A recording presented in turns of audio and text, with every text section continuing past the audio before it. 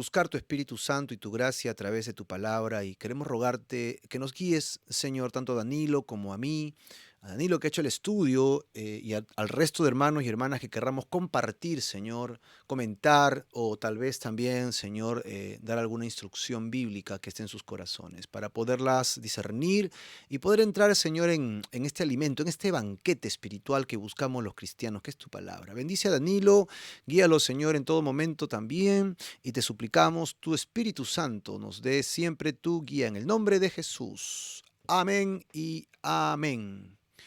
Muy bien, Danilo, aquí estamos entonces. Ponnos en contexto, por favor. ¿Cómo no?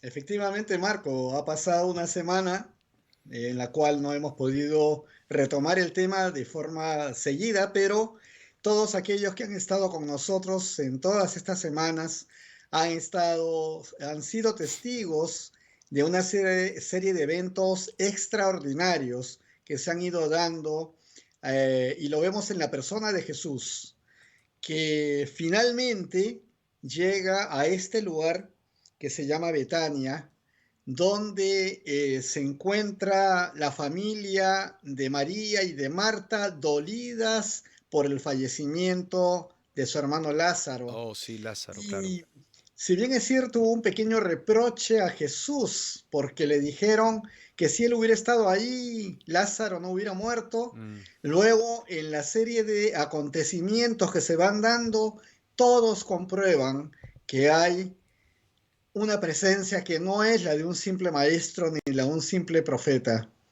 Dios mismo habla en ese hecho y abre la puerta a la voz de Jesús, abre y mueve esa roca que tapaba el sepulcro de Lázaro. Y Lázaro sale a la voz, a la orden de Jesús. Esto causa un impacto tremendo en todos los que estaban ahí presentes. Cabe decir que los judíos acompañaban a María y a Marta en su dolor, pero también estaban encargándose nuevamente de criticar a Jesús antes de que esto ocurriera.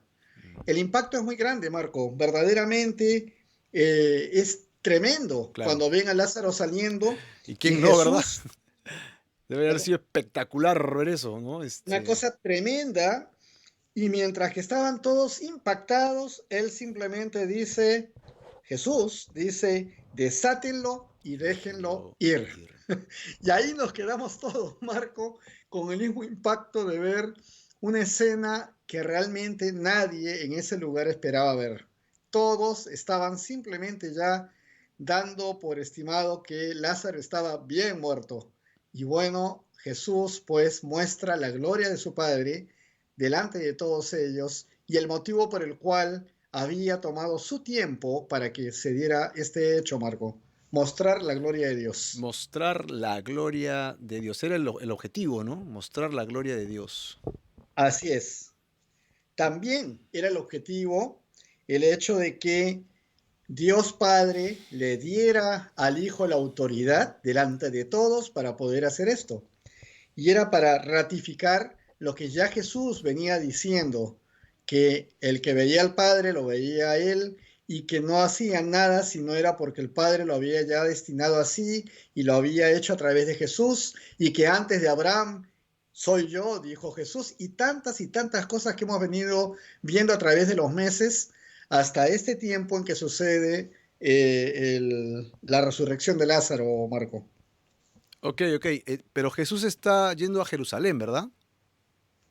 Efectivamente, Mm. en este momento él había estado, primero estuvo en el Jordán, porque había estado en Jerusalén, pero lo habían querido matar. Entonces baja al Jordán y allí está un tiempo hasta que viene el momento de la enfermedad y posteriormente la muerte de Lázaro. Él va del Jordán cerca a Jerusalén, a Betania, a unos 3 kilómetros más o menos de Jerusalén, por lo cual había muchos judíos que estaban ahí presentes en la casa de Marta y de María cuando todos esos hechos ocurren. Claro, evidentemente había muchos líderes espirituales, había mucha gente importante, porque al parecer Lázaro era alguien muy, muy bien relacionado y era alguien muy amical, ¿no? Porque era muy querido. En realidad la gente tenía un gran afecto por Lázaro, ¿verdad? Efectivamente, era Digamos que en el entorno social eran absolutamente reconocibles y aunque no tenemos mayores detalles, pues muchas reuniones se hacían en la casa de ellos, ¿no? En Betania.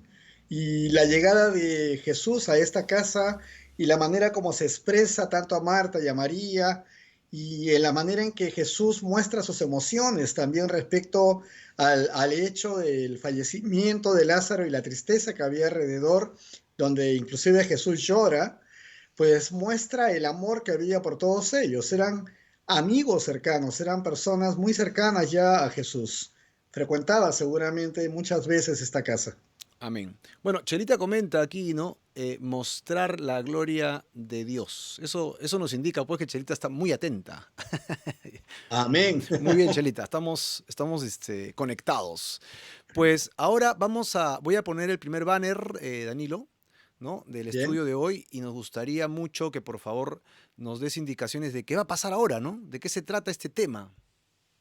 Sí, Jesús, a través de todo su tiempo, de su ministerio, hablemos de 3 años y un poco más, constantemente tiene una serie de eventos que ocurren alrededor de él, que ponen en riesgo su vida, su integridad, y él siempre, en más de una ocasión, dice, mi hora aún no ha llegado, o la misma palabra lo dice, su hora no había llegado, y él sale del lugar y evita que se le haga daño o evita que de pronto lo nombren rey, ¿no? Como Mm, también fue un caso después que alimentó a 5.000 personas. Él siempre se iba de estos eventos que tenían una consecuencia porque su hora no había llegado. Esto me ha llevado en este estudio, Marco, que deseo compartir contigo y con todos, gracias. a ponerle al título de esta lectura de hoy, de este compartir, se acerca la hora de Jesús. Acá ya estamos viendo eventos muy fuertes, como el que acabamos de contar y recordar, la resurrección de Lázaro, que están llevando a las autoridades religiosas a tomar decisiones con respecto a Jesús. Antes era preocupación, conversaciones, enfrentamientos. Ahora ya están empezando a juntarse para empezar a ver qué hacer con esta persona que les está creando incomodidades y problemas y temores respecto a la autoridad que tienen delante del pueblo. Esto es lo que está ocurriendo, Marco. Ok, Esto lo estamos viendo en el Evangelio de Juan, capítulo 11, y lo vamos a ver desde el versículo 45 al 57. Y bien has puesto, Marquito, encabezando este banner, Jesús enfrenta la muerte. Ese ya es el tiempo, es la hora a la que Jesús se ha referido siempre, Marco. muy bien. Damos la bienvenida también a Elena Soto, que ya está con nosotros, a Carlos Ruales, a Carlos Marcelo de San Juan de Miraflores, que están con nosotros en línea. Bienvenidos. Y pues tremendo. Hoy día vamos a encontrar entonces cómo Jesús enfrenta la muerte bajo este título que has puesto, Se acerca la hora de Jesús. Ay, si me dijeran a mí, Marco, se acerca tu hora, yo me alejaría de esa hora, ¿no? ¡Wow! Pero Sí. por el contrario, si no es en este evangelio, creo que es en el de Mateo o Marcos, que dice cuando Jesús sabía que ya era su hora, utiliza esta frase como que inclina su frente para ir más rápido, ¿no?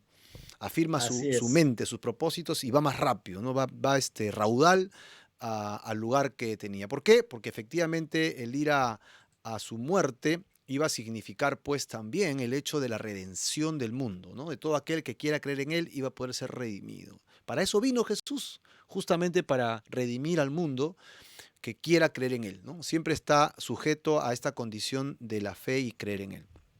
Muy bien, entonces, Danilo, vamos a entrar pues en tema, ¿no? Porque de eso se trata hoy día. Vamos a ver el contexto en el que estábamos, era el contexto de Lázaro resucitado, ¿verdad? Ahí estoy colocando el banner de Lázaro resucitado y el primer versículo del día de hoy.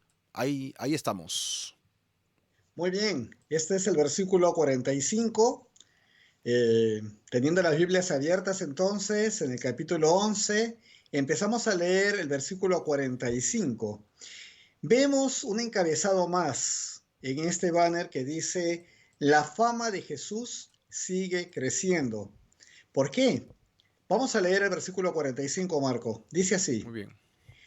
Muchos de los judíos que habían venido para acompañar a María y que vieron lo que hizo Jesús, creyeron en él. Y recordamos en esta parte lo que había sucedido antes. Los judíos que habían estado ahí junto a Marta y María tenían una predisposición contra Jesús.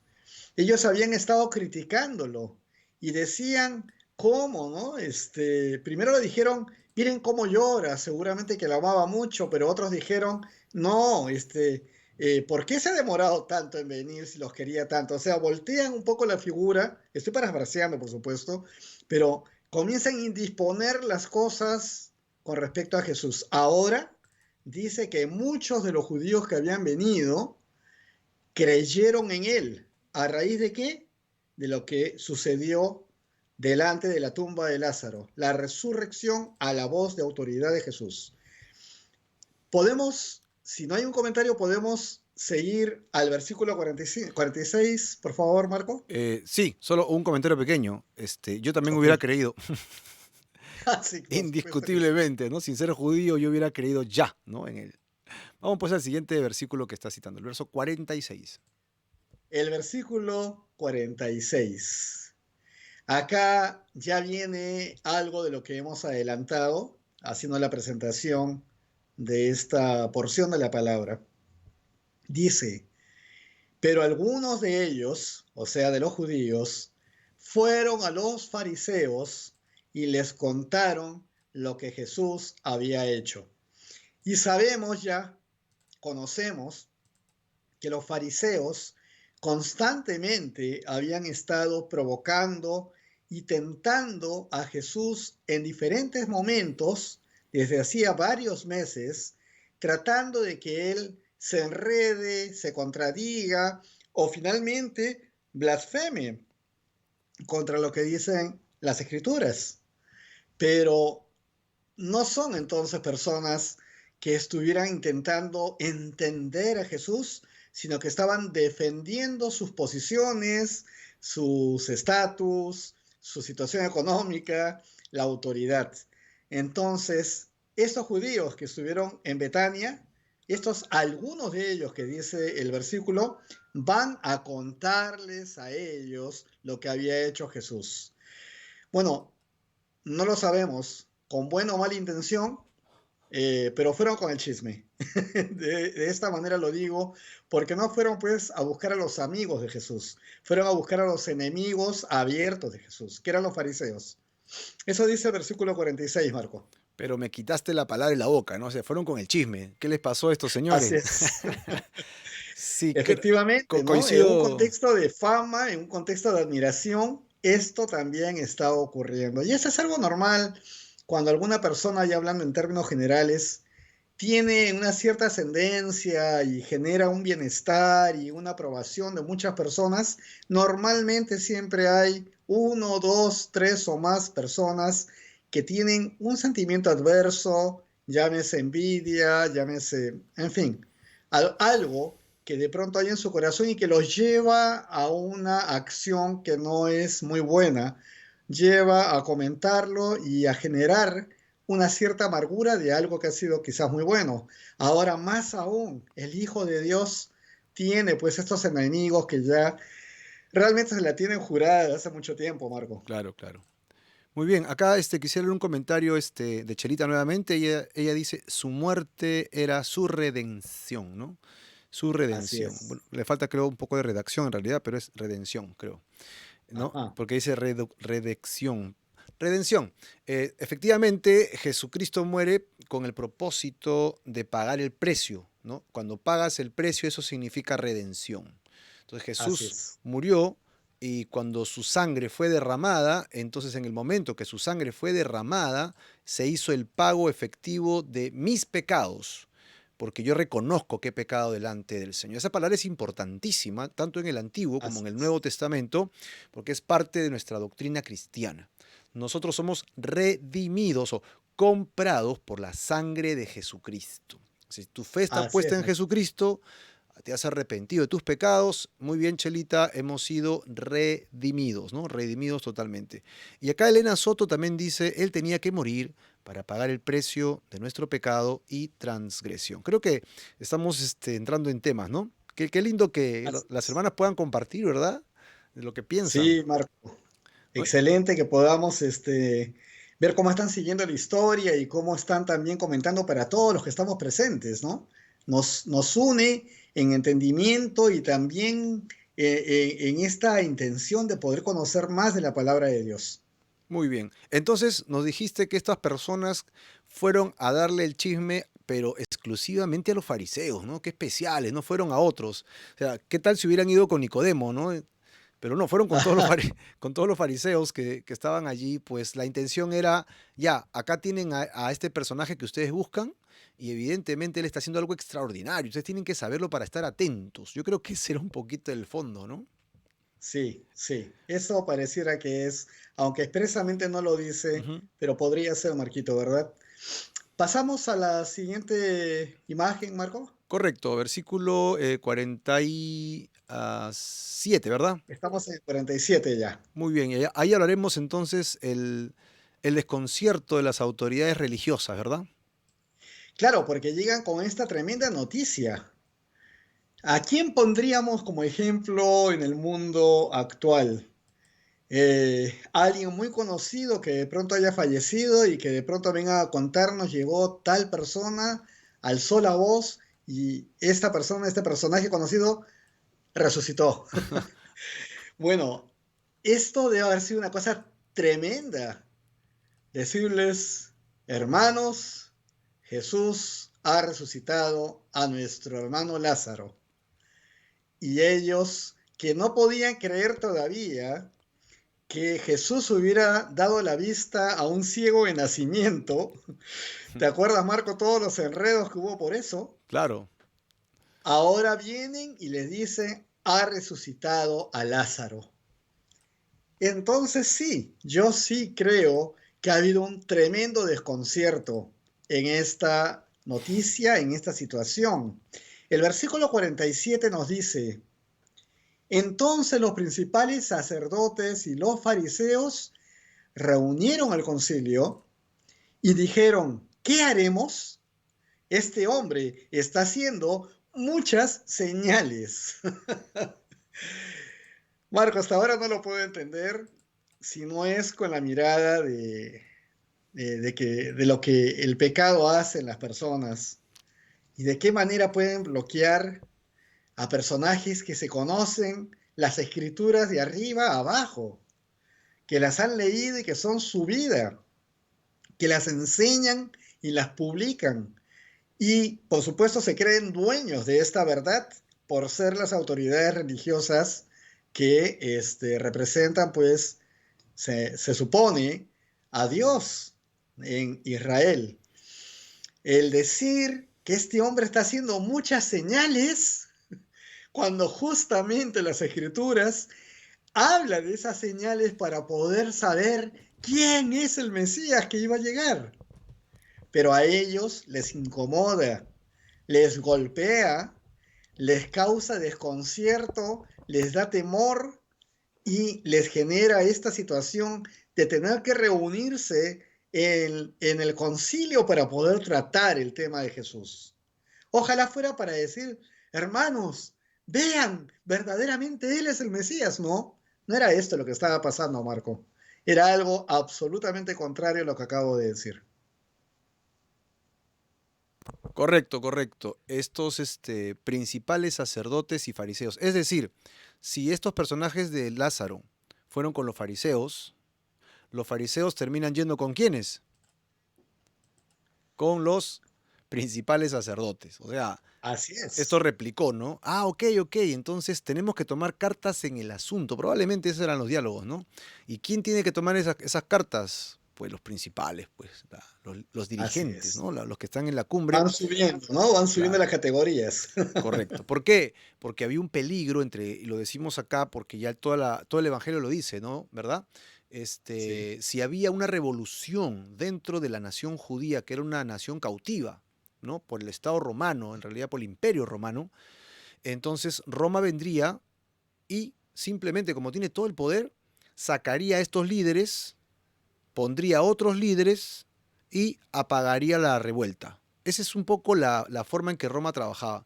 Así que el hecho de que los líderes estuvieran allí tenía dos lados. Uno, como bien has dicho, era cuidar su estatus, cuidar Sí. su fondo económico, ¿no? Pero también era no perder la autoridad, ¿no? No perder toda la autoridad y los beneficios que vienen con la autoridad puesta por Roma. Así que estas personas habían perdido toda sensación espiritual en realidad. Aunque eran religiosos, estaban llevados por la política, estaban llevados pues por este tema de ambición, ¿no? Ujú. Y hay más comentarios aquí, Danilo, en línea, ¿no? Por ejemplo, Carlos Ruales dice que Jesucristo murió por nosotros. Eso me habla de una palabra que significa sustituto, ¿te acuerdas? Así es, sí, claro que sí. Muy Él nos bien. sustituye en la cruz, donde por nuestros pecados hemos debido ser clavados nosotros, no Jesús. Así que Jesús de alguna manera está provocando que esto suceda, ¿no? Él no fue y se crucificó, lo crucificaron, pero la Biblia también dice que él se entregó a esto, o sea que nadie lo mató en realidad, sino que él se entregó. ¿Para qué? Para que su muerte nos trajera vida. Muy bien, Carlos Ruales, ese comentario es muy, muy importante para el contexto de este estudio. Y también damos la bienvenida a Cecilia. Mira, Cecilita Quiroz, bienvenida, Cecilia, que estás con Bienvenida, nosotros. qué bien. Qué bueno, lo estoy viendo, dice, mira, qué bueno.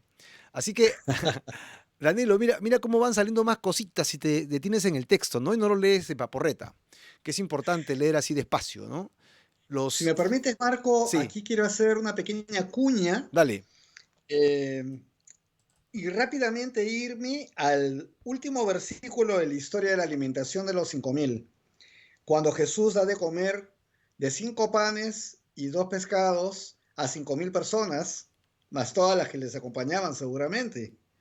Y teniendo todo este momento hermoso y cuando terminan y recogen las cestas con las sobras, el versículo 15 de ese capítulo 6 de este mismo evangelio dice, pero entendiendo Jesús que iban a venir para apoderarse de él y hacerlo rey, volvió a retirarse al monte él solo. Y acá, ¿por qué traigo esto a colación?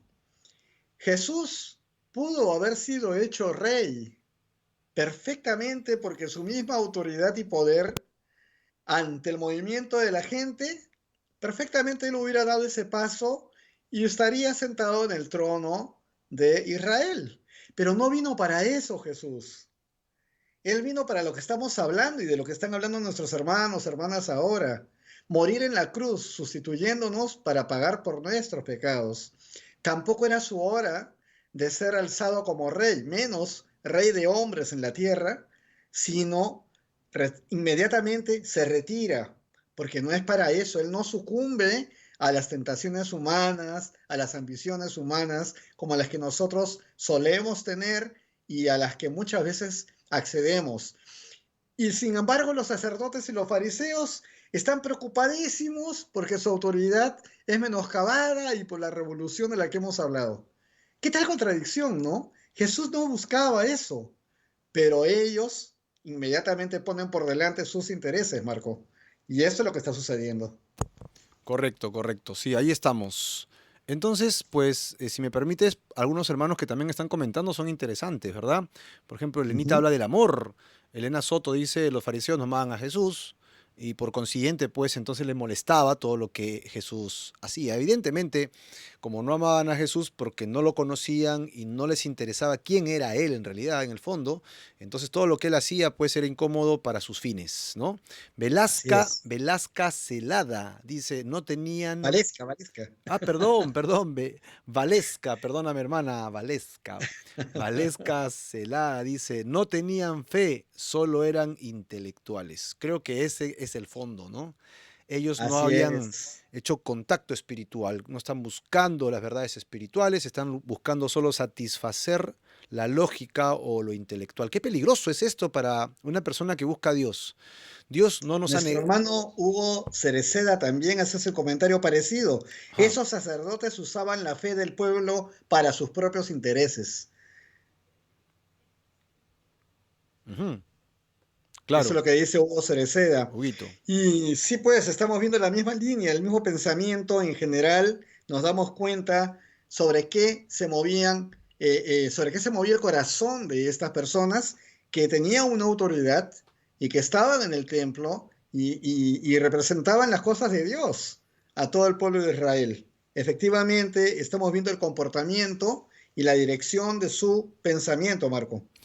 Bien, entonces solo para refrendar la última parte de tu versículo 47, Danilo, estas Sí. personas, por todo lo que nuestros hermanos comparten y las verdades que están saliendo ahorita, en realidad este hombre, dicen ellos, está haciendo muchas señales.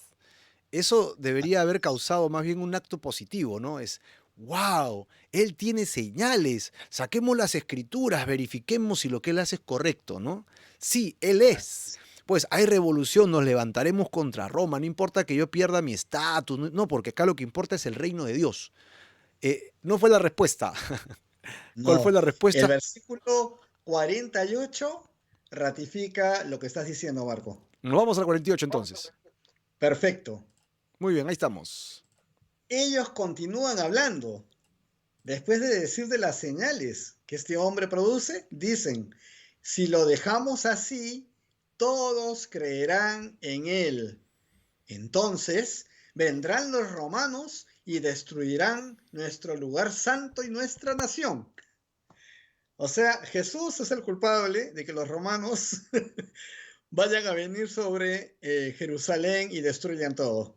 Es lo que ellos empiezan a decir, ¿verdad? ¿Qué tal amenaza, Marquito, la que ellos están poniendo por delante, ¿no? Hablan de las señales, hablan de que esta persona está dando muchas señales y este es el peligro que están generando. Me recuerda un poquito nomás, así de costado, por decirlo, cuando Jesús va a esta tierra donde había un endemoniado, ¿no? El Gadareno. Y cuando él libera a los demonios que estaban dentro de él y los manda a los cerdos y los cerdos se van al agua, toda la gente del lugar viene para alabar a Dios, ¿no? Para decirle a Jesús, por favor, vete. O sea, produciendo temor, produciendo miedo y diciendo, no, no, no nos conviene, vete.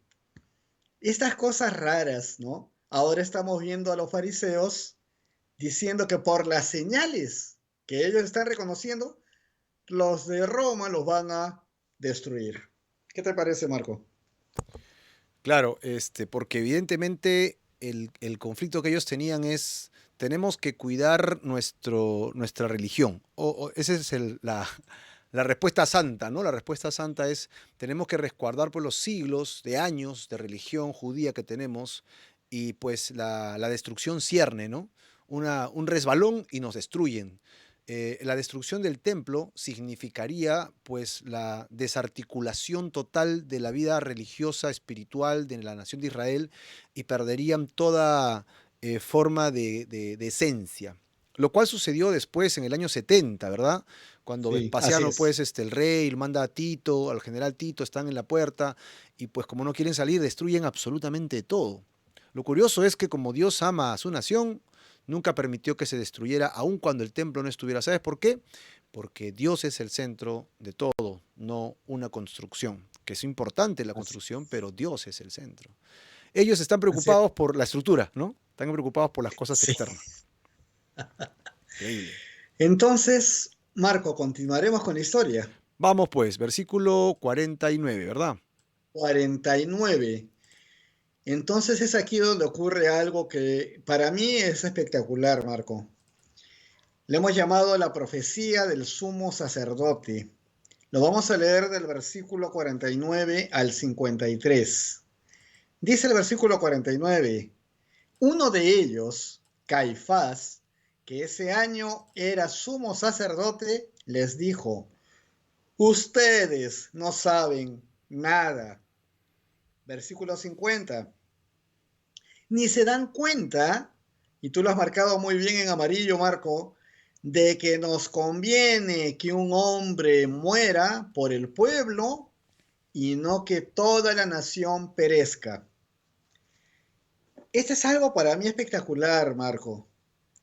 Y la verdad es que si nosotros leemos la Biblia una y otra vez y vemos cuál es la autoridad que Dios le da al sumo sacerdote desde Aarón, que fue el primer sumo sacerdote, hasta este tiempo que estamos viendo donde Jesús está caminando sobre la tierra. El sumo sacerdote tiene autoridad y tiene la posibilidad de poder profetizar, aún no dándose cuenta de lo que está diciendo, porque él está con la misma mirada que sus compañeros del templo y del concilio, de sus hermanos sacerdotes que lo acompañan también, de que están en riesgo debido a las señales que pueden desbaratar el templo de Jerusalén y quitarles todo el espacio religioso y la autoridad que tienen. Y él lo dice, ustedes no saben nada ni se dan cuenta que nos conviene que un hombre muera, y ya sabemos, se está refiriendo a Jesús, por el pueblo y no que toda la nación perezca. Si vemos el pensamiento más superficial, él está diciendo que muera Jesús por parte del pueblo y que no muera la nación por lo que Jesús está haciendo por parte de los romanos. Pero en realidad está diciendo una gran verdad, porque vino Jesús para morir por todos nosotros. Y si Jesús no hubiera venido, si el Padre no hubiera llevado adelante el plan maravilloso que tenía de dar a su único hijo para que muera por todos nosotros, ¿dónde estaríamos hoy, Marco? No habría salvación. No se habría dado este momento maravilloso en el cual Jesús pagó por todos los pecados de la humanidad. Y no habría oportunidad ni esperanza de vida eterna, porque no hubiéramos podido arrepentirnos y creer en la obra de Jesús, porque no hubiera habido obra de Jesús hecha en esa cruz. El sumo sacerdote está profetizando, aunque él mismo no se da cuenta de lo que está diciendo. Ese es mi comentario, Marco. Pero es exactamente lo que está pasando. Qué locura, ¿no? Este hombre que realmente no está siendo muy espiritual, pero que Dios le dio el cargo, Dios sigue refrendando su cargo a través de la revelación, ¿no? A través de indicarle lo que tiene que hacer y decir. Eso también es bastante interesante desde el enfoque espiritual hacia los líderes espirituales, porque Dios te da un cargo, te da una responsabilidad, te da herramientas, te da dones, y de todos esos dones un día tenemos que darle cuenta a Dios. Un día vamos a estar delante de la presencia de Dios y tendremos que darle cuentas de todo lo que estamos haciendo en nuestro cuerpo y en nuestra carne. Así que hay que tener cuidado porque toda persona que de repente asuma tener una posición y quiera hacer mal uso de eso, porque tiene todas las habilidades para hacerlo, tiene que tener cuidado porque Dios te va a reclamar. Te va a reclamar. Y este hombre está siendo usado por Dios por el cargo que tiene, por la unción, por la investidura que Dios le ha dado, por la autoridad delegada que tiene. Así que Dios lo va a usar, aunque él sea un mal obrero, ¿no? Así En es. su momento, qué terrible, dice, dura cosa es caer en manos del Dios vivo. ¿No? Wow, wow, wow. No, esto me hace más que tener escalofríos, Danilo, ¿no? Sí, Marco, de verdad, y hay que estar muy atentos, ¿no? Porque tenemos la palabra de Dios, aquellos que hemos recibido al Señor en nuestro corazón, que tenemos el Espíritu Santo, muchas veces las circunstancias, ¿no? Y los padecimientos como que nos alejan un poco, nos enfrían, y de pronto actuamos un poquito manejados por aquellas pasiones que nos gobernaban antes de conocer al Señor. Y bueno, nosotros ya vemos que es importante siempre mantenernos fiel a la palabra de Dios, orando y buscando constantemente su guía en oración, con fe absoluta en la obra que hizo en la cruz, arrepintiéndonos de los pecados, de lo que fallamos, constantemente ejercitándonos como el Señor nos pide que nos ejercitemos, para que no nos vaya a pasar que de pronto aún hablando una verdad, nosotros mismos siendo mensajeros, no tengamos la oportunidad de seguir creciendo en la fe, por estar fríos, para estar tibios, por no hacer las cosas como el Señor nos dice que hagamos. Este es un mal obrero, efectivamente, Marco. Caifás, siendo sumo sacerdote, pues no está representando al Señor, pero es un instrumento de Dios para ver lo que está diciendo aquí, por ejemplo, ¿no? Esta profecía es tremenda. Correcto, sí, sí, y es interesante, todos los hermanos que están comentando ahorita en el chat están comentando sobre el tema de que Jesucristo tiene que morir en nuestro lugar. Pues es el enfoque, ¿no? Hasta el sumo Sí, sacerdote lo hizo. Dice, las escrituras también hablan de que si la gente no hablara, las piedras se levantarían y hablarían de Jesús, de Dios, ¿no? Le darían la gloria a así. Dios. Pues imagínate en el Antiguo Testamento, el profeta no obedeció a Dios y Dios utilizó a la burra. O sea, Dios puede utilizar hasta el animal para mandar mensajes, ¿no? Al ser humano, que es terco y necio, basado solo en sus propios deseos, ¿no? Carnales, humanos, accesorios, en lugar de buscar a Dios de todo corazón. Muy bien, Ahora, Danilo. Marquito, Ujú. discúlpame, en el versículo 51 vamos a confirmar esto que acabamos de hablar. Claro, vamos para el siguiente verso. Y dice así, versículo 51, pero esto no lo dijo por cuenta propia, sino que, como aquel año era el sumo sacerdote, profetizó que Jesús moriría por la nación. Clarísimo. Clarísimo. Creo que no hay mucho más que decir, lo hemos comentado ya bastante en la lámina anterior, Marquito. Ujú. Versículo Seguimos en el 52. 52, Perfecto. ¿sí? Y continuamos con este tema de la profecía del sumo sacerdote. En el versículo 52 dice, y no solamente por la nación, sino también para congregar en un solo pueblo a los hijos de Dios que estaban dispersos. Esto lo escribe inspirado en el Espíritu Santo Juan, que está diciendo que está congregando a los hijos de Dios. Acá ya estamos viendo que después de que Jesús es presentado y él mismo se presenta como hijo, al decir mi Padre que está en los cielos, es el Hijo de Dios, pues ahora Juan está hablando de los hijos de Dios. Sabemos que somos hijos de Dios quienes confesamos en voz alta, quienes eh, decimos con toda claridad que Jesucristo es el Señor. Lo reconocemos como nuestro Señor y Salvador y creemos en la obra que ha hecho en la cruz. Acá Juan ya lo está diciendo antes en la historia, antes de que suceda la muerte de Jesús en la cruz inclusive. Dice que va a morir para congregar en un solo pueblo a los hijos de Dios que estaban dispersos. Verdaderamente, Marco, pues me siento muy cuidado y muy protegido por el Señor al leer esto, escrito hace miles de años y en un proceso en el cual la iglesia era absolutamente perseguida, ¿verdad? Pues sí, aunque aquí Jesús todavía está por fundar la iglesia, ¿verdad? Pero sí es cierto, indiscutiblemente, que un solo pueblo e hijos de Dios se está refiriendo, pues, en tiempo futuro, incluso gentiles que iban a acercarse a Dios. Es decir, nosotros, ¿no? Nosotros los Así que no es, somos judíos. así es. Ujú. Muy bien, Marquito. Entonces vamos a terminar, si te parece bien, en el versículo 53. Muy bien, ahí estamos. Y cuando digo terminar, hablo de esta parte en que habla el sumo sacerdote y que da esta profecía. En el versículo 53 menciona la decisión que se ha llegado en este concilio.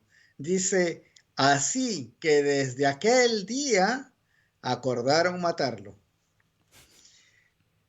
Por eso se acerca la hora de Jesús. Por eso ya es una decisión de parte de las autoridades religiosas que Jesús no debe seguir más caminando, hablando y menos haciendo señales. Y toman la decisión, Marquito, de matarlo. ¿Qué te parece?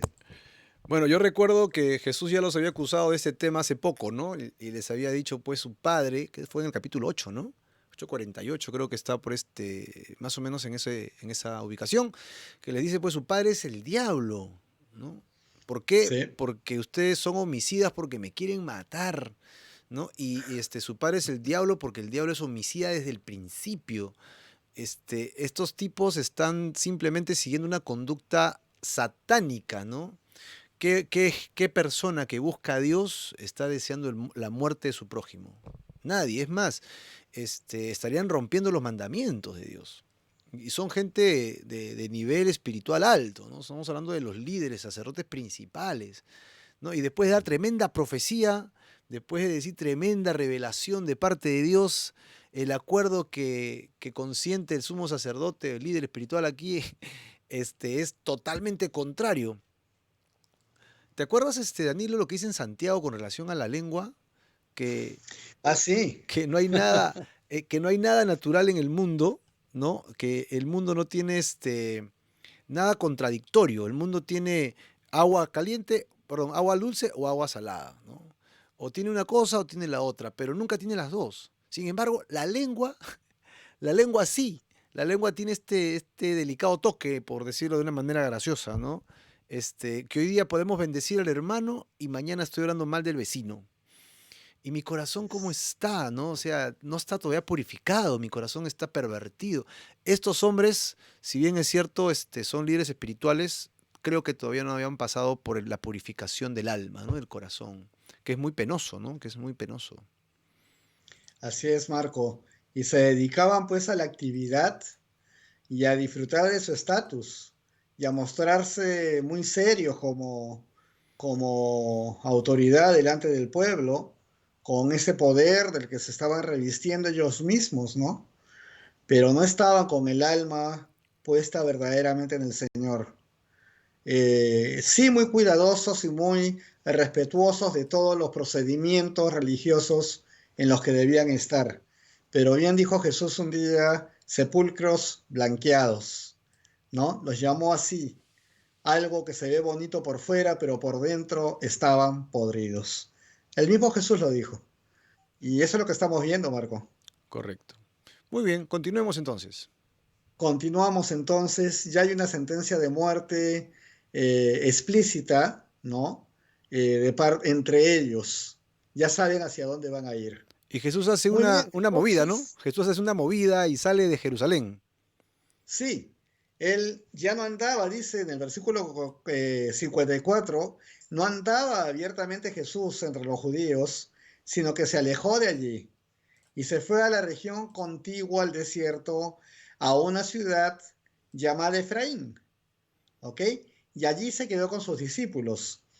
Las personas que leen esto, pues si no han tenido todavía muy clara la idea, Jesús percibe que ya hay intenciones, ya conoce los corazones y los pensamientos, ya están decidiendo matar a Jesús y él sabe que se acerca la hora, pero que todavía no es su hora. O sea, está yendo según lo que iba anunciándose constantemente desde siglos atrás por los profetas para que todo sea cumplido de acuerdo a la palabra de Dios, desde las antiguas escrituras. Dios anunció a través de profetas cómo iban a ser las cosas. Y ahora estamos viendo, Él se da cuenta que ya se están tomando decisiones y él se retira y se los lleva a sus discípulos a este lugar, ¿no? Se llama Efraín y se queda con ellos entonces. Ahí está el mapa, ahí estamos viendo dónde está Judá, en la parte inferior se encuentra la región de Judá. Jerusalén se ve que está casi en una frontera, ¿no? En la tierra de Benjamín, Marco. Correcto. Ahí en la parte inferior derecha, donde está el mapa, en la frontera de Judá con Benjamín, se ve dónde se ubica Jerusalén, que también se ve cerca de Belén, ¿verdad? Y se traslada entonces Jesús desde Jerusalén a la tierra de Efraín. Eso es lo que está diciendo, lo podemos ver en el mapa perfectamente. Es decir, él sale cerca, ¿no? No se va otra vez a Galilea, que está al norte, ¿no? Por el lago de Galilea. Él se va a una zona cercana donde no lo pueden ubicar porque efectivamente la idea es pues que todavía no ha llegado su muerte, no ha llegado la hora. Proféticamente tiene que cumplirse. Efectivamente. Ujú. Efectivamente, pero con lo que has dicho es cierto, porque no se aleja mucho del lugar donde va a ser finalmente ejecutado. Está relativamente cerca, ¿no? Y bueno, ellos en todo momento estaban siempre caminando, andando, entonces esas distancias las hacían a un paso constante, no estaban lejos geográficamente hablando, pero digamos que estaban a una cantidad de horas del punto donde habían estado antes. De Jerusalén a Efraín, yo creo que fácilmente podría estar pues a unas 4 o 5 horas caminando, ¿no? Aproximadamente. Muy bien. Elena Soto comenta que ellos maquinaron la muerte de Jesús y la maquinación es pecado que Dios abomina. Sí, correcto. Así es. Edgar Romer, Leiva. sí, Roner, perdón, Leiva dice, buenas noches. Ah, bueno, está saludando. Sí, sí, está bien. Sí. Ya no me ayudan mis ojos. Ok, vamos a continuar, Danilo. Que la fiesta de la Pascua se acerca, ¿no? Ya tenemos en ciernes la fiesta de la Pascua. Así es, donde se mata y se come el cordero, ¿verdad? Ajá, Ya una estábamos muy fiesta cerca de esa importante. fecha que va a ser coincidente totalmente y no por coincidencia, no por casualidad, sino porque así ya estaba en los planes que debía ser la muerte de Jesús en el tiempo de Pascua. Entonces entramos a este momento de la fiesta en el versículo 55, Marco. Perfecto, vamos al verso 5:5. Ahí estamos. Y habla, como estaba próxima la Pascua de los judíos, muchos de aquella región fueron a Jerusalén antes de la Pascua para purificarse. Este tiempo era un tiempo muy especial para ellos, era un tiempo ritual. La purificación pasaba por una serie de procesos. El agua tenía mucho que ver en esta etapa de purificación.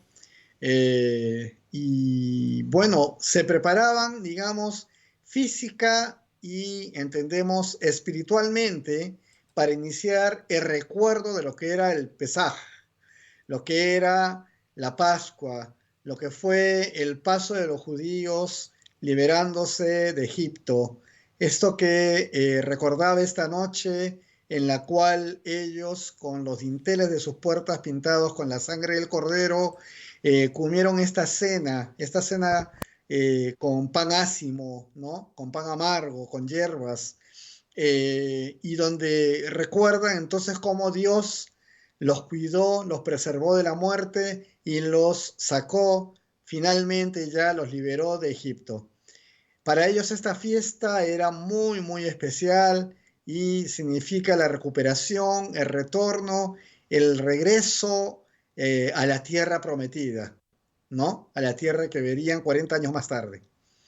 Entonces se estaban preparando para eso, Marquito. La fiesta de la Pascua era una de las fiestas más importantes de la nación, pues, hebrea, ¿verdad? Ellos estaban, Así.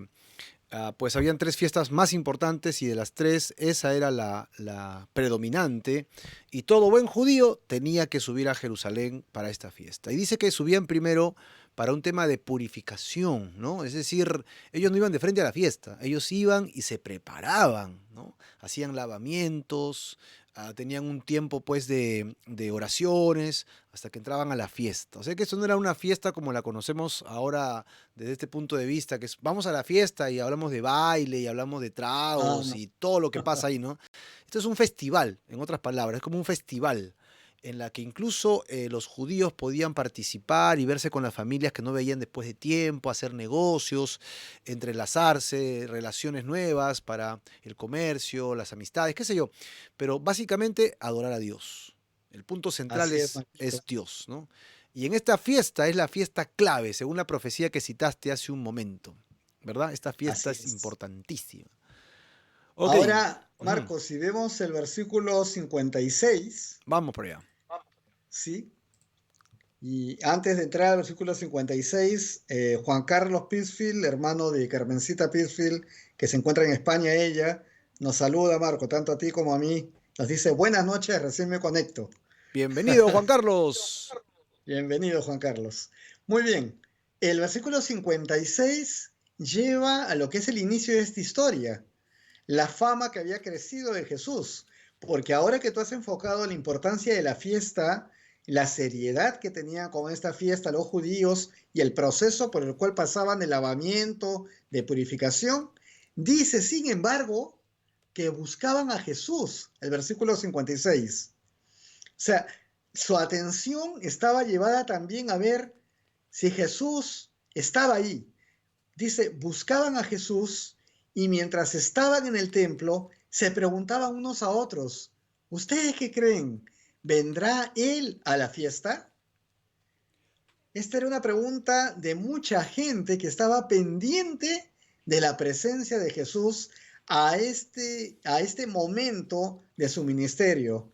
Ya cumplido los 3 años caminando entre la gente, mostrando de cerca el reino de Dios.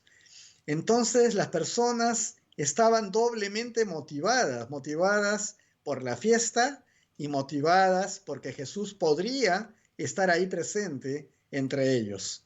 ¿Qué te parece, Marco? Claro, claro, claro. El centro siempre termina siendo Jesús, ¿verdad? Así ¿Y te ha es. pasado estas cosas a ti, Danilo? Mira, te voy a comentar. A ver. Normalmente tú vas a una reunión, cualquiera que fuera, familiar, de amigos, y te pones a hablar de Mahoma, te puedes hablar de filosofía, te puedes hablar de emperadores, sus posturas, pero cuando tocas la palabra Jesús, como que todo el mundo toma alerta. Así ¿No? es. Jesucristo, el Hijo de Dios, el Salvador del mundo, y todo el mundo tiene una opinión, algo que decir del tema, y otros simplemente te rechazan, pero se les sube la ceja y te miran, ya empezó, ¿no? Y hay una reacción a esto. Es que Así es. Jesús, en la época que vino, siempre fue el centro de todo, y a través de los milenios sigue siendo el centro de todo. Tanto como para aquellos que nos hemos entregado a Él y nos hemos abocado a seguirle, como para aquellos que lo rechazan. Siempre es el punto central, ¿no? Neurálgico de la vida humana. Entonces, todo el mundo tiene que hacer con Jesús. O Y tienes o no efectivamente. tienes a Jesús. O vives para Jesús o no vives para Jesús y lo rechazas. Como dice este mismo evangelio en el capítulo 1, ¿no? La luz vino a este mundo y ¿para qué? Para alumbrar el corazón pecaminoso y nos arrepintiéramos. Pero muchos han decidido no arrepentirse y por eso rechazan la luz y se van detrás de sus pasiones humanas, ¿no? Estoy parafraseando, Así evidentemente. es. A lo suyo vino y los suyos no lo recibieron. Ujú. Así nos dice en ese capítulo 1. Y la verdad, Marcos, que sí, sí me ha ocurrido tanto en alguna reunión, inclusive una reunión cercana, tan cercana como estar entre mi propia familia, hermanos, mi madre, mi padre en su momento, y de pronto entre todo lo que se habla y las filosofías y las cosas, todo lo que suena medio esotérico llama la atención. Pero Esotérico. efectivamente, cuando de pronto la respuesta es muy directa y se dice Jesús, ahí hay un silencio incómodo Mm. para aquellos que han escuchado la palabra Jesús. Entonces, es verdad, uno, como bien dijo el mismo Jesús en Nazaret, nadie es profeta en su propia tierra. Sin embargo, nos llama a perseverar, a dar buen testimonio, a seguir hablando, a orar por aquellas personas, más aún si son de tu propia familia, y no desanimarte, porque de quien están rechazando o a quien están ignorando o queriendo hacerlo es a Dios, no es a uno mismo. Uno está para lanzar la semilla y por supuesto con el corazón puesto en que el Señor hará lo que tenga que hacer en los corazones de los que uno ama. Acá estamos viendo que Jesús es el centro de atención. Exacto. Acá estamos viendo que lo están buscando y que se están preguntando si Él vendrá a la fiesta de la Pascua. Correcto. Pues tengo una pregunta para nuestros hermanos que nos están escuchando. A ver, la pregunta es, ¿qué es Jesús para ti? Es decir, Jesús es solamente alguien importante, un profeta, como muchos judíos de la época pensaban, un gran sanador, un gran hombre de Dios, un gran filósofo. Algunos dicen fue el primer revolucionario que existió, ¿no? Y marcan a Jesús de diferentes ángulos, pero Jesús siempre se ha marcado él mismo como el Hijo de Dios, ¿no? O el Hijo del Hombre que proféticamente hablaba de lo mismo, el Mesías. ¿Para qué? Para venir a pagar por nuestros pecados. Pero hay una condición, que tú y yo reconozcamos que somos pecadores para que esa ofrenda que Él hizo se aplique. Si Uh eso -huh. es Jesús para ti, entonces estás aceptando lo correcto de Jesús. Si no, tienes a un Jesús cualquiera, tienes a un Jesús de cualquier índole, pero no tienes al Jesús de la palabra de Dios. Estás creyendo en otro Jesús, pero no estás creyendo en Jesús, el Hijo de Dios, el que está en las Escrituras. Así que no podemos buscar a Jesús como bien nos parezca. Tenemos que buscar a Jesús como Él se ha presentado. Y aquí estamos revelando, ¿no? Con Danilo estamos revelando estas verdades que son eternas, pero que están presentes en nosotros hoy día. Es una luz de esperanza al mundo, que no tenemos que morir en nuestros pecados. Así que, ¿qué es Jesús para ti? Bueno, regresemos pues al contexto en Jerusalén. Ahí lo dejamos a Danilo en el verso 56. ¿Ustedes creen? Así ¿Vendrá la es. fiesta o no vendrá la fiesta? Vamos a pasar al 57 para ver qué respuesta tendríamos a esta inquietud, a esta expectativa de parte de quienes buscan si Jesús va a estar o no presente en Jerusalén en esta fiesta. ¿Estará o no estará? Veamos, 57. Dice, por su parte, los principales sacerdotes y los fariseos habían dado orden de que si alguien sabía dónde estaba, lo dijera para que lo arrestaran. Ya se está dando en este momento el complot para poder matar a Jesús. Ya están aprovechando los mismos sacerdotes esta inquietud de la gente por buscar a Jesús, lanzando esa serpiente de tentación para que pueda de pronto alguno de estos decir, sí, yo lo he visto, está en tal lugar, y poder con alguna excusa llegar hasta él, hasta Jesús, y atraparlo. Pero bueno, ya sabemos dónde está Jesús. Jesús estaba aparte, en ese momento todavía, en el pueblo en la zona de Efraín. Sin embargo, falta muy poco tiempo realmente donde vamos a ver que Jesús ya empieza a dar sus primeros pasos finales hacia Jerusalén, porque su hora verdaderamente se está cada vez más acercando, Marco. Así es. Correcto. Y así llegamos a la última lámina de nuestro estudio el día de hoy, que tiene que ver con la introducción, ¿no? El título fue Se acerca la hora de Jesús. Y entonces hemos visto que Jesús se enfrenta a la muerte. Y la pregunta es, ¿crees que Jesús se enfrentó a la muerte por ti? ¿Qué reflexión tendrías final de este tema, Danilo? Creo que Jesús supo perfectamente lo que iba a hacer cuando estuviera clavado en la cruz. En el Espíritu Santo, que lo acompañó hasta muy poco antes de morir totalmente, él tuvo la certeza que iba a morir por Danilo, que iba a morir por Mechita, que iba a morir por Marco, por toda su familia y por todos los hermanos y hermanas que han recibido ya al Señor Jesús en su corazón. Él sabía perfectamente que esa muerte era para vida eterna, Marco, y por todos aquellos que hasta hoy tenemos el privilegio y la oportunidad de ver lo que Jesús hace en nuestras vidas día a día, fielmente a pesar de nuestras fallas, a pesar de nuestros errores, de nuestras imperfecciones. Con Mechita hoy día recordábamos esta palabra, que Él no va a parar hasta perfeccionar la obra que empezó en nosotros. Y por eso murió en la cruz, porque era la única forma de que nosotros tuviéramos acceso al trono de la gracia. Jesús se enfrentó a la muerte por mí, Marquito. Amén. Entonces, ¿crees que Jesús se enfrentó a la muerte por ti, querido hermano y amigo que estás en línea? ¿Crees que Jesucristo vino a este mundo específicamente para ir a la cruz? ¿O crees que Jesucristo vino para darte poder, para que tengas casas, para que tengas buen negocio, para que tengas carro, para que tengas salud? ¿Tú crees que el objetivo de Dios es enviar a su Hijo a morir en una cruz para que tú tengas una vida abundante económica? ¿O crees que Dios envió a su Hijo para salvar lo más importante que es tu alma? ¿De cuál de estas dos crees tú que el Señor está más preocupado?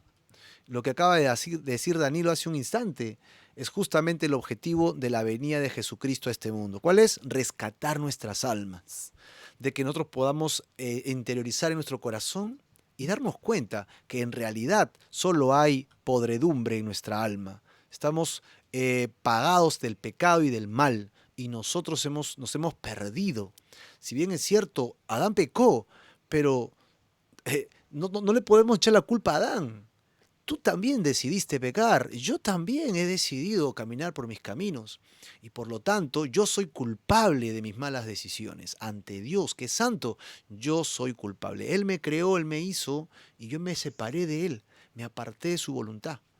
Y al reconocer eso e ir a Dios arrepentido, solamente hay alguien que me puede llevar a Dios el Padre, es Jesús. No hay otro camino, no hay otro nombre bajo el cielo dado a los hombres en el cual puedas ser salvo. Solamente en el nombre de Jesucristo. Y aquí está el Maestro de Maestros, Jesucristo, entregando su vida, su alma, entregando su cuerpo para rescate, entregándose del todo en la cruz para rescatarte a ti y para rescatarme a mí. Qué maravilloso amor, qué imponderable, qué glorioso, ¿no? Qué maravilloso, qué fabuloso es el amor de Dios para con el hombre, que aún siendo pecadores y estando muertos en nuestros delitos y pecados, Cristo Jesús murió por nosotros.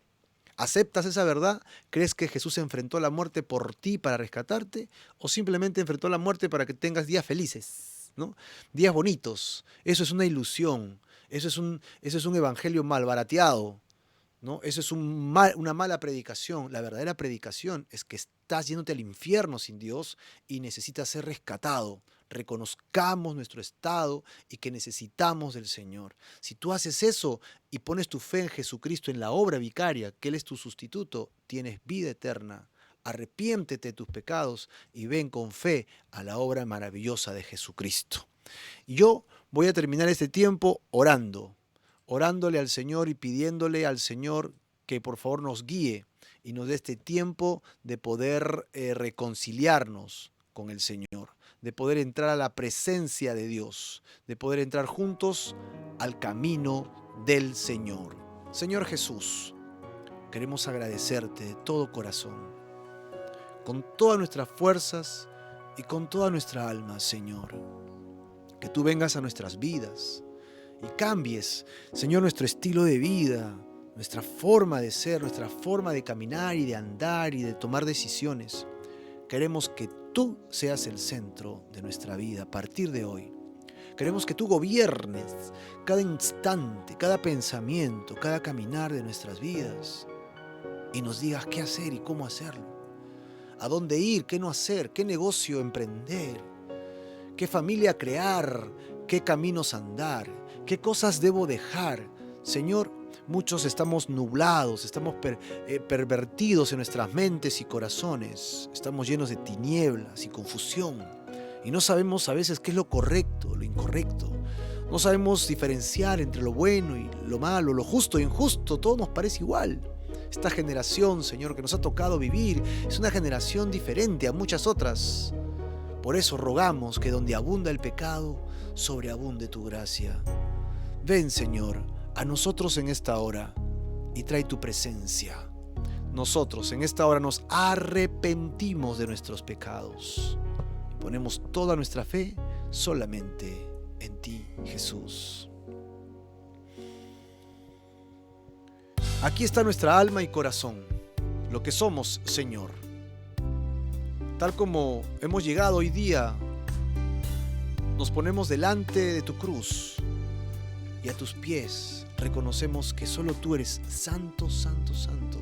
Y que nosotros, Señor, necesitamos que tú nos rescates y nos salves y nos libres de esta muerte eterna en el infierno.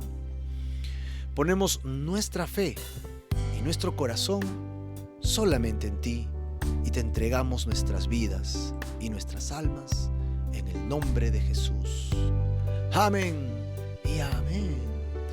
Mi hermano Danilo, me gustaría que termines con una oración en la presencia de Dios por todos los que nos escuchan en esta hora. Amén. Padre, es maravilloso percibir tu presencia, mi Dios, en estos tiempos. Aún no pudiendo ver los rostros de todas las personas que nos acompañan hoy, pero saber que están atentas, pendientes a este tiempo, donde tú eres el centro, Señor, de nuestra adoración, de nuestra atención, y donde tú nos hablas de una forma maravillosa a través de tu palabra, enseñándonos tu corazón, Señor, enseñándonos lo que nos viniste a dar, que fue salvación, vida eterna, con un amor que hasta ahora totalmente no podemos entender. Pero viendo tu fidelidad a través de los siglos, año a año, Señor, no hacemos sino gozar y disfrutar de la plenitud de tu presencia cada día más, Sí, Señor. Señor. Estos tiempos de enfermedad, estos tiempos de aislamiento, nos han permitido a muchísimos acercarnos más a ti, poner nuestra confianza en tus manos, dejar todo temor respecto a temas banales, económicos, porque sabemos que tú eres el dueño de la plata y el oro, y confiar nuestra salud a ti. Yo te quiero agradecer, Padre, porque aún habiendo sido afectado en algún momento por este tema, por esta enfermedad, pues tú has mostrado tu gloria también, Señor, a través de las oraciones de todos los hermanos y hermanas, tanto para Mechita como para este servidor tuyo, mi Dios. Y vemos, Señor, que nada es imposible para ti, y no han habido mayores malestares, ni nada que lamentar, solamente agradecerte tu gloria, tu presencia en nuestras vidas. Gracias, Señor. Igualmente te pido por todo, Señor, por toda la familia, por todos los que han estado en oración, que los bendigas grandemente a ellos y a sus casas, en todo lo que necesiten, en la salud física, pero sobre todo, Señor, en la sanidad, en el corazón, en que estén claros y seguros que es la confianza puesta en ti, la única que salva, Señor, la única que permite estar gozosos a pesar de las circunstancias. Gracias, mi Dios, por este tiempo. Gracias por ver tu infinito amor derramado en cada uno de nosotros, hoy y siempre, mi Por Dios. toda la En eternidad. tu nombre lo digo, Señor Gracias. Jesús. Amén.